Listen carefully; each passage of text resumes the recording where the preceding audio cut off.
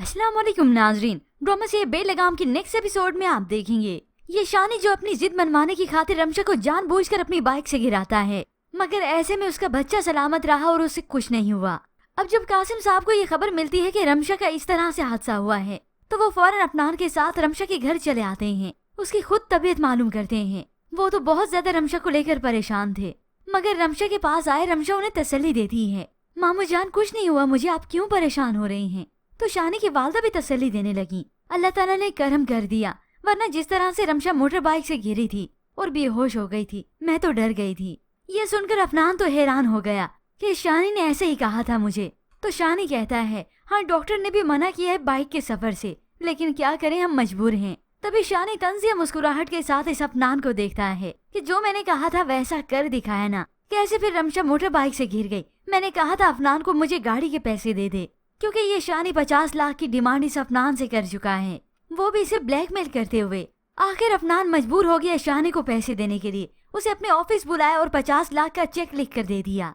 यूं ये शानी अब की बार भी अपने मिशन में कामयाब रहा और खुश होकर यहाँ से चला गया। मगर जैसे जैसे वक्त गुजर रहा है शानी की ये हरकतें बढ़ती चली जा रही हैं। ऐसे ही अफनान रमशा के लिए बहुत ज्यादा परेशान रहने लगा है कि ये शख्स तो रमशा को बहुत नुकसान पहुंचा सकता है सिर्फ अपनी गर्ज की खातिर। तो उधर अलीज़े और अफनान के दरमियान में पेचीदगियां हैं कि बढ़ती चली जा रही हैं। अलीज़े ना तो झुकने के लिए तैयार है और ना ही कोई बात मानने के लिए। तो ऐसे में अफनान रमशा की परवाह करना भी नहीं छोड़ सकता। वो उसे अपने घर से उजाड़ना नहीं चाहता, बल्कि चाहता है कि रमशा को खुशियां मिले। मैं न सही तो ये शानी दे, मगर शानी तो है उल्टे दिमाग का। अब यूं ही अफनान को अपने किए हुए फैसलों पर बहुत ज्यादा पछतावा होने लगा है। आज अपने वालिद से इजहार भी कर दिया। बहुत बड़ी गलती हो गई मुझसे। पहली गलती रमशा के प्यार को ठुकराने की और दूसरी गलती अलीज़े को अपनाने की। ये सुना तो वालिद एकदम से अलर्ट हो गए, इस अफनान को घूरते हैं। अफनान तुम होश में तो है, ये क्या कह रहे हो? मगर अफनान भी इस अलीज़े के रवैये की वजह से मजबूर हो चुका है कि मैं अलीज़े को बहुत अच्छी लड़की समझता था, उसे अपना भी लिया और रमशा को ठुकरा दिया कि वो ठीक नहीं। मगर ये तो वक्त के साथ अंदाजा हुआ कि कौन बेहतर था और कौन नहीं।